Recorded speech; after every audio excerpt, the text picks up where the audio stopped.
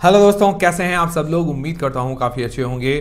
तो दोस्तों, कुछ लोगों ने पिछला वीडियो अगर नहीं देखा हो तो मैं आपको कहना चाहूँगा कि भाई इतने दिनों से वीडियो का जो गैप था वो इस कारण था क्योंकि मेरी शादी थी 30 नवंबर को और सारी चीज़ें अचानक से तय हुई थी। इस कारण क्या है कि भाई आपको भी मैं इन्फॉर्मेशन नहीं दे पाया। फिर मैंने अचानक से आपको फ़ोटो भी डाला था यूट्यूब पर और आप सभी लोगों ने बहुत बहुत बधाई दी, उसके लिए बहुत बहुत धन्यवाद।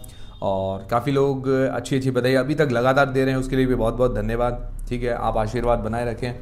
तो इस वीडियो के अंदर हम रिव्यू करेंगे। अब वापस काम पे लग जाते हैं।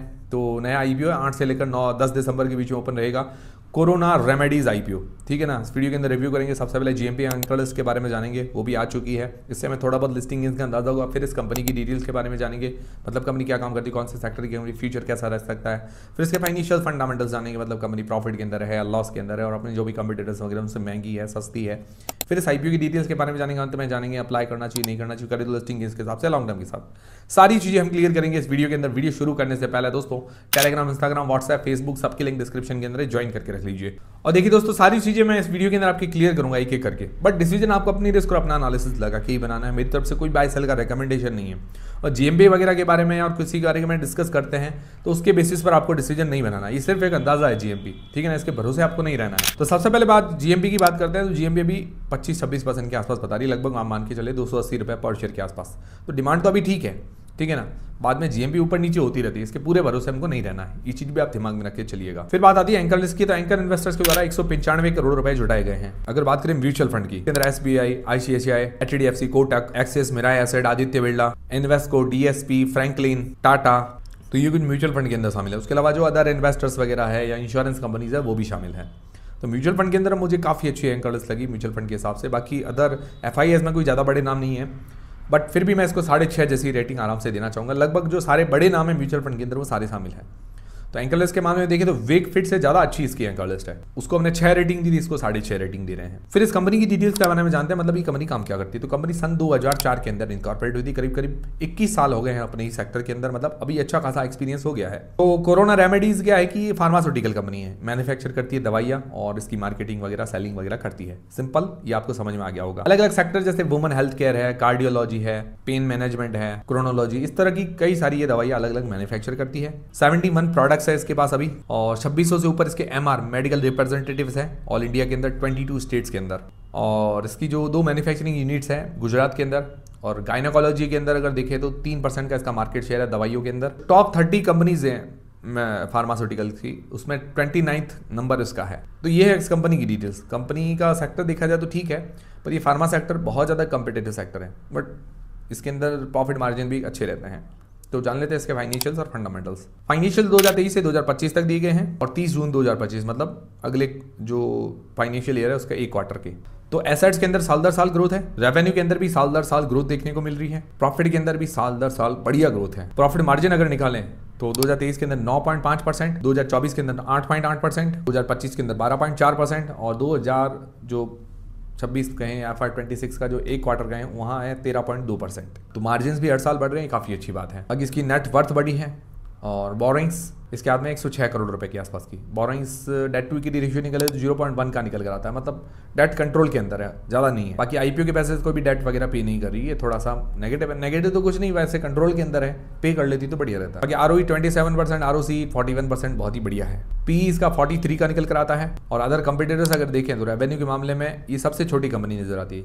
इसका 1196 करोड़ रुपए का इसका रेवेन्यू है। अदर्स का पी 24 से लेकर 65 के बीच में, उसका 43 का है। तो वैल्यूएशंस ओके हो गया, ज़्यादा सस्ती नहीं है, बट ये कह सकते हैं ज़्यादा महंगी भी नहीं है। ओवरऑल अगर देखा जाए फाइनेंशियली कंपनी स्ट्रांग नजर आ रही है, फंडामेंटल्स वगैरह भी ठीक है, वैल्यूएशंस भी ठीक है। फिर इस आईपीओ की डिटेल्स के बारे में बात करें तो 8 से लेकर 10 दिसंबर के बीच में आईपीओ ओपन रहेगा। फेस वैल्यू 10 रुपये पर आ रहा है और इसका प्राइस में रखा गया है 1008 रुपये से लेकर 1062 रुपये के बीच में। 14 मतलब 14 शेयर्स का ही लॉट है। टोटल इसका इशू साइज है 655 करोड़ रुपए का पूरा ओएफएस है। एम्प्लॉइज को 54 रुपए का डिस्काउंट दिया गया है। रिटेल पोर्शन 35% का। लिस्टिंग डेट है 15 दिसंबर को। प्रमोटर की होल्डिंग पहले 72.5% है आईपीओ से पहले, आईपीओ के बाद 69% के आसपास रह जाएगी। तो ये है कंप्लीट आईपीओ की डिटेल्स। आप सबसे मेन सवाल यह था कि क्या आईपीओ में अप्लाई करें, नहीं करें तो लिस्टिंग इसके हिसाब से, लॉन्ग टर्म के हिसाब से सारी चीजें हम क्लियर करेंगे। डिसीजन आपको अपनी रिस्क अपना एनालिसिस लगा के बनाना है और मेरी तरफ से कोई बाय सेल का रिकमेंडेशन नहीं है। तो सबसे पहले जो लोग लिस्टिंग इसके हिसाब से अप्लाई करना चाहते हैं, हम जनरली 4 पैरामीटर्स देखते हैं, नॉलेज है, जैस पैरामीटर्स सिर्फ रिस्क मापने के लिए और अभी के कंडीशन में डिमांड वगैरह देखने के लिए, बाकी कुछ नहीं है। इसके भरोसे आपको नहीं रहना है। तो अभी जीएमपी देखिए, जीएमपी इसकी काफ़ी अच्छी बता रही है, ठीक है ना। तो 20% से ऊपर है, तो 1 पॉइंट पूरा देना चाहूँगा जीएमपी के मामले में। बाकी जीएमपी ऊपर नीचे होती रहती है तो बाद में ये पॉइंट चेंज भी हो सकता है। एंकरलेस अच्छी है, अब वो एवरेज एंकरलेस है, अभी आधा पॉइंट देते हैं, खींच के देते हैं, मतलब ज़्यादा ऐसा नहीं कि फुल्ली दे रहे हैं कि पॉइंट ऐसा नहीं, आधा पॉइंट ही। वैल्यूएशंस ओके, ना ज़्यादा महंगी ना ज़्यादा सस्ती, तो आधा पॉइंट इसमें भी मिल जाता है। बाकी सब्सक्रिप्शन देखिए, जीएमपी अच्छी तो सब्सक्रिप्शन अच्छा ही आना है। उस हिसाब से लग रहा है कि भाई ये कंपनी जो है इसकी रेटिंग बन सकती है न्यूट्रल से लेकर रिस्क फ्री के बीच में। भाई इसके अंदर रिस्क ज़्यादा नज़र नहीं आ रहा कि भाई ऐसा लग रहा है कि भाई जो पैरामीटर्स के हिसाब से कह रहा हूँ, मैं ये नहीं कह रहा हूँ कि इसके अंदर रिस्क है नहीं, वो तो डिसीजन आपको बनाना है।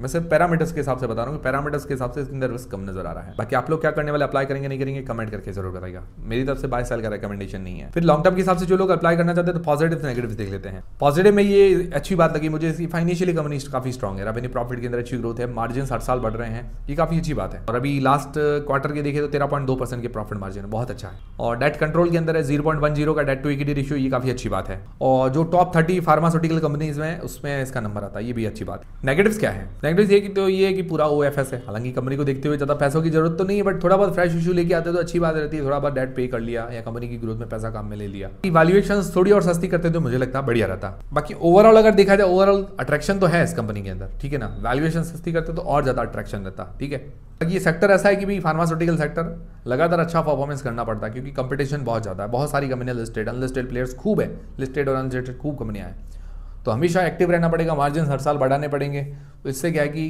कंपनी की डिमांड रह सकती है।